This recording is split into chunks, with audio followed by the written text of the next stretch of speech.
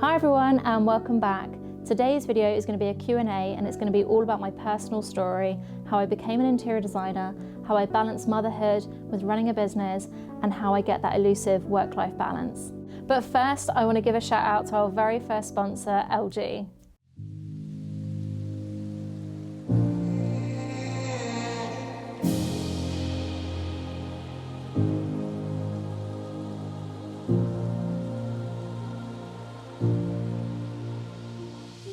I absolutely love music. No matter what I'm doing, whether I'm working out or relaxing, I always like to have music on in the background. So I was so happy when LG sent me the speaker, the XBOOM 360 to try out.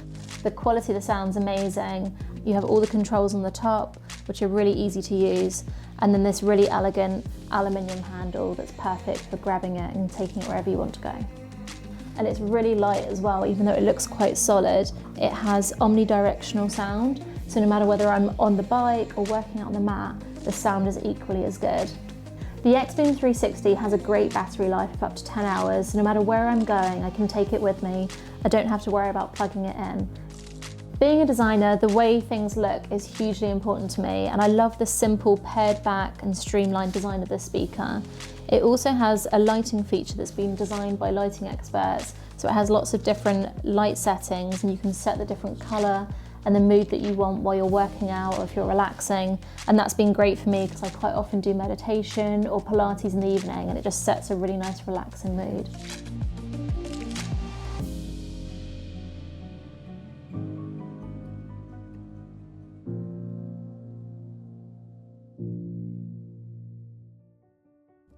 So the first question is, hi Sophie, how do you follow your style whilst keeping your client happy?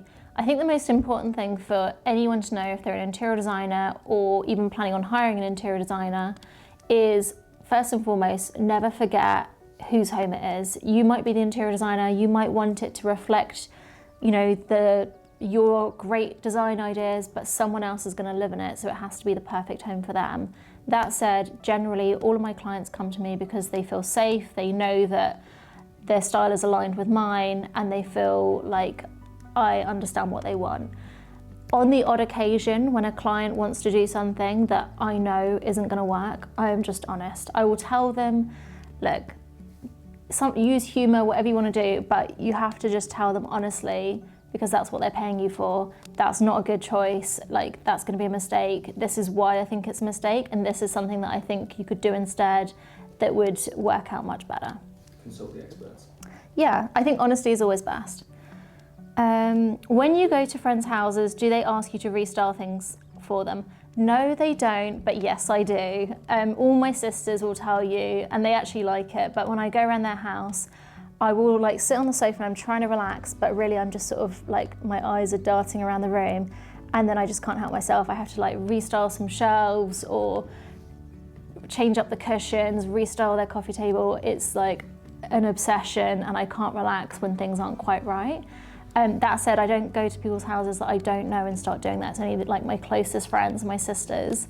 And another thing I do, which my husband thinks is crazy, is if we're going to someone's house for dinner and they have really bright lights, I can't help myself, I have to dim the lights. I don't understand anyone that wants to have dinner and relax when you feel like there's bright light shining on you. So I don't care. Maybe they think I'm rude, but I always turn the lights down if they're too bright.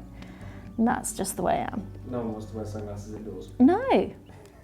Also, it's just not flattering. Unconventional marketing ideas for getting new clients. Well, I'm very active on social media, and the reason I'm active on social media is because when I first set up my company 13 years ago, I didn't have a budget for PR, and to this day I still can't wrap my head around the idea of spending £5,000–7,000 a month on PR to get into magazines. It just doesn't seem like a good use of money. I'd rather hire some more people. So what I do is I use social media, and all of our clients come either from referrals of existing or past clients, maybe repeat business from those clients, or Instagram. It is genuinely the most amazing marketing tool out there. And I remember when I first started doing Instagram, and I was getting more and more followers, and I was one of the first people that went on it as a designer. I remember people close to me saying, yeah, that's great, you've got X amount of followers, but how are you going to monetize that? What does it mean? And I just had this instinct that it was really going to be an important part of my business. It was worth investing my time in. And that's kind of why I'm doing YouTube now, is like, you can't put a limit on what you can do with your business. You just have to go out there, try things, give it your best shot. And I always say I don't mind failing as long as I know I've given it my best. So my advice to you is, if you're trying to get new clients and you don't have the budget for PR and all those things, do social media. Just genuinely share what you're up to, things that you think are interesting, things that you've designed. Put that on social media and you're going to attract people that like that. And that's, you know, the best way to get your clients is people that love your style are going to hire you. Just left my job to start my own interior studio. Any tips? Love following your story, Sophie. Well, I'm going to tell you a story about why I set up my design business. And the truth of the matter is, I set up my own interior design business with no formal training, no experience. I was very lucky. I was given an opportunity for a developer to design his latest project. And the reason I set it up to work on my own is because no one would hire me. I literally applied to so many studios asking if I could be an intern, work for free. I tried to think outside the box. What could I do for them that would make their life easier? At the time I had a parking permit in London. I had my car, I could drive. I said to them, I'll literally be your skivvy. I'll drive you from meeting to meeting. I'll get your coffees. I honestly don't mind. I just want to shadow you. And no one replied. So I wasn't really given a choice. I had to set my own company. But obviously that worked out for the best. So my advice to you, if you're just setting up on your own, is really have self-belief. And if you don't have self-belief, fake it, because everyone has moments where they feel a little bit full of doubt, or that, have I really got what it takes? You just have to portray this aura of confidence. And if you have that confidence and positivity, that draws people in. It's magnetic. And I think if you believe that you can do something and you tell yourself you can do something, it's much more likely you're going to do it. So at the very beginning, when I wanted to set up my company, I've spoken about this a few times, but I was talking to my older sister and I was saying, oh, I need to do this, oh, I wish I could do that. And she was like, ugh, just do it.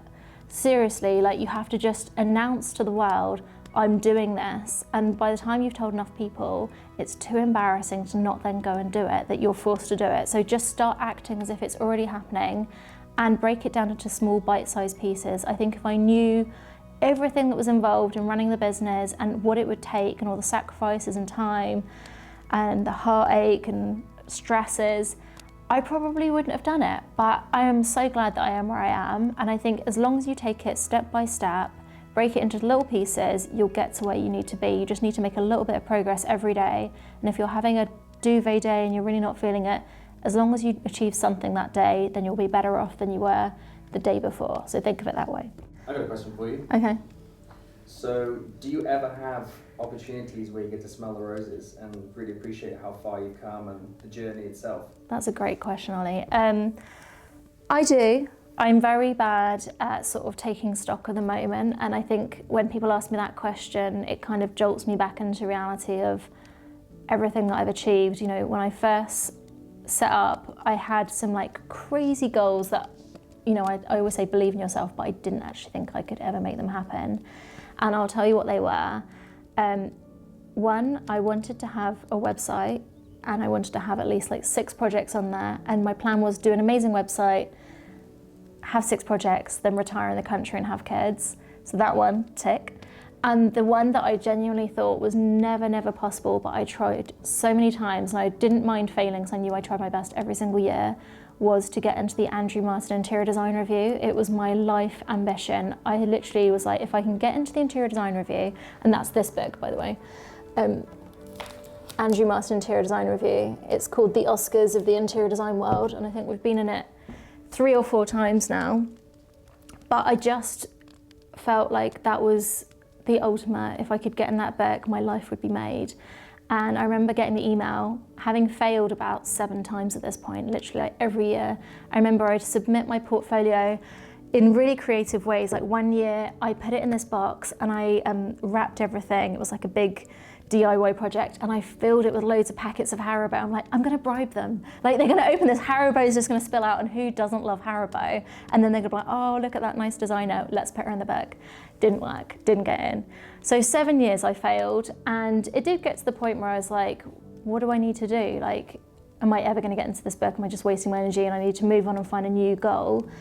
And then the year that I got in the book was 2016. I was pregnant with Ava, and I remember we were doing a photo shoot at a big project, and the photographer was there, Brett and Anthony, my lead designers, were there, and I read the email and I literally just started high kicking around the room. You've got to imagine like a 6-month pregnant woman high kicking, screaming like, yes, yes.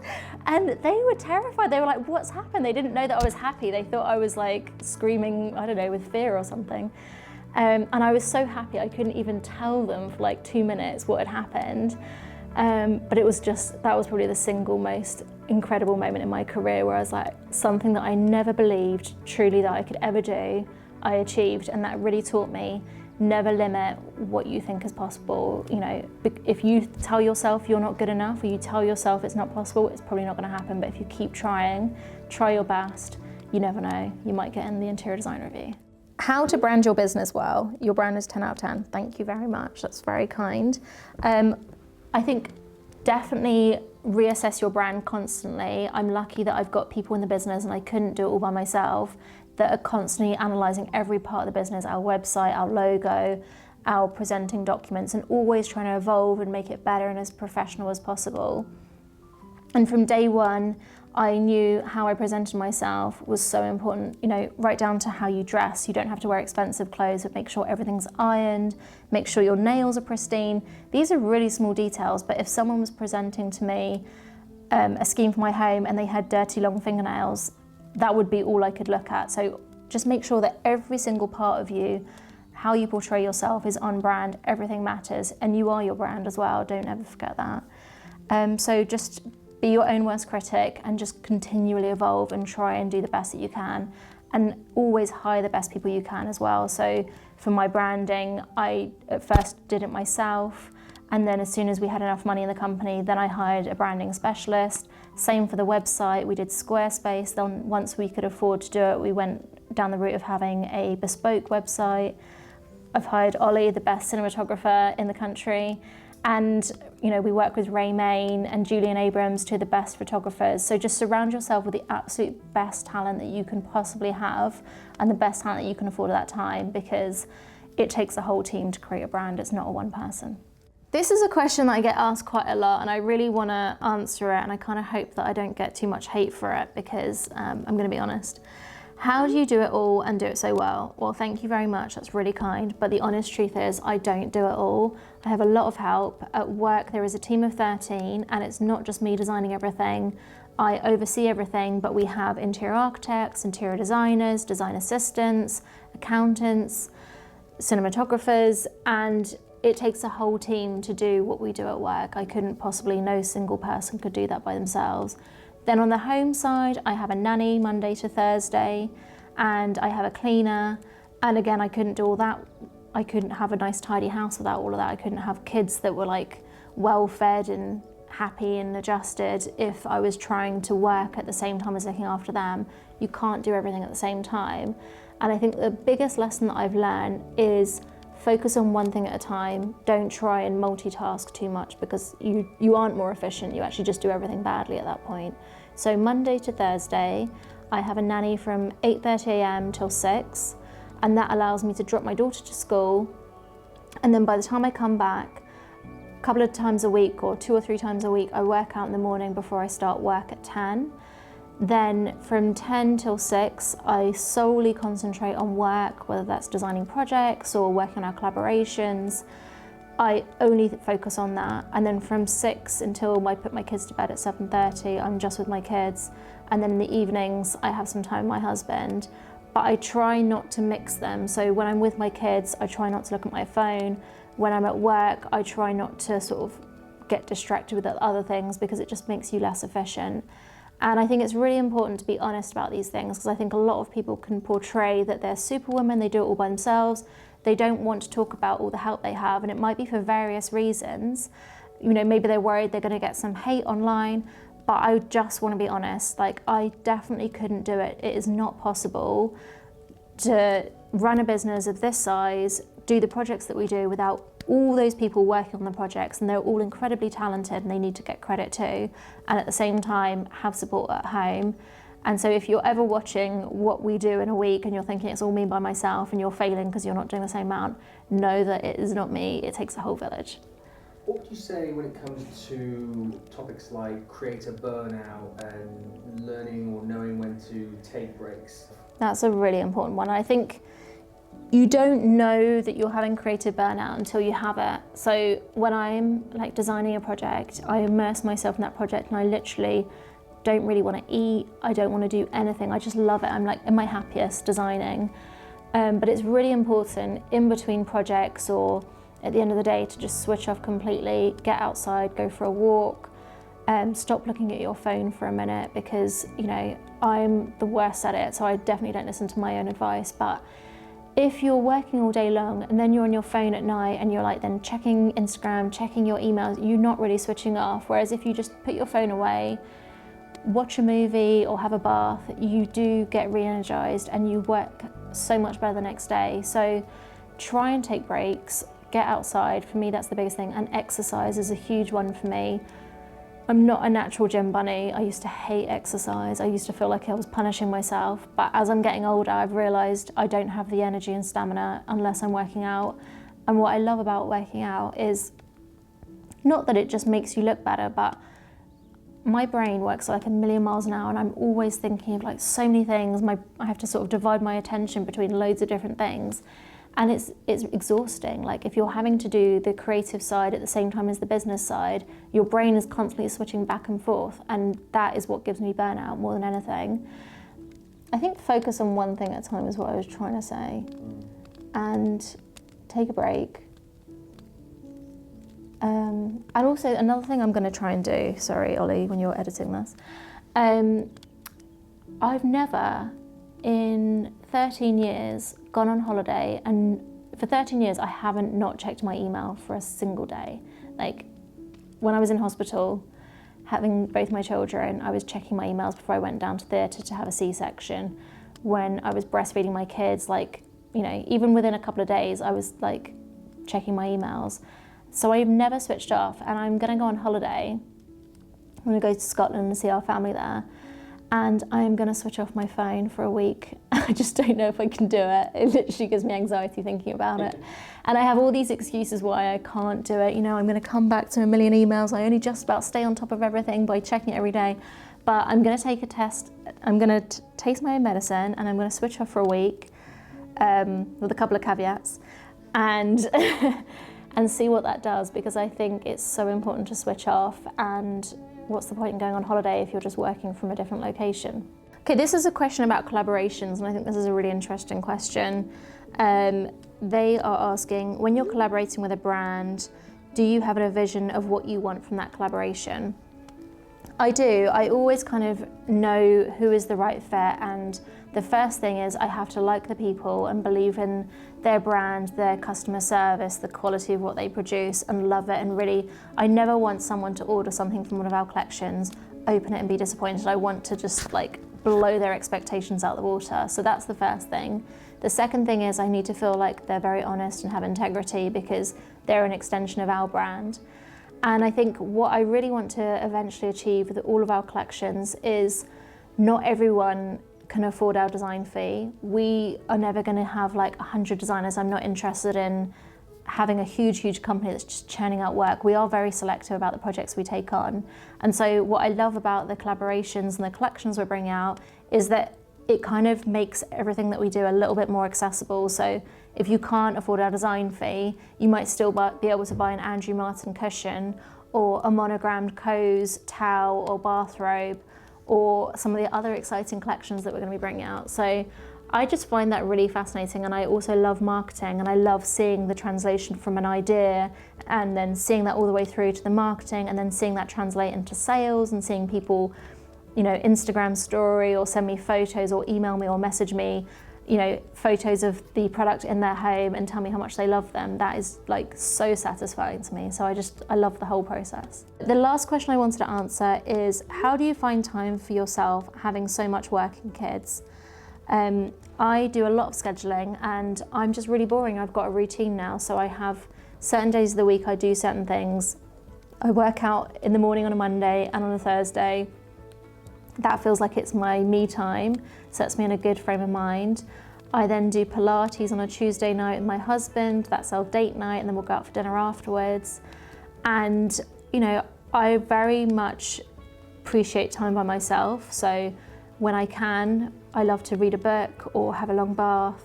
And just, it doesn't need to be a lot of time, but just, you know, half an hour here and there to help yourself recharge makes the world a difference. And also try, and if you do get that time by yourself, try not to waste it by feeling guilty. I can hear my kids in the playroom next door having the time of their lives.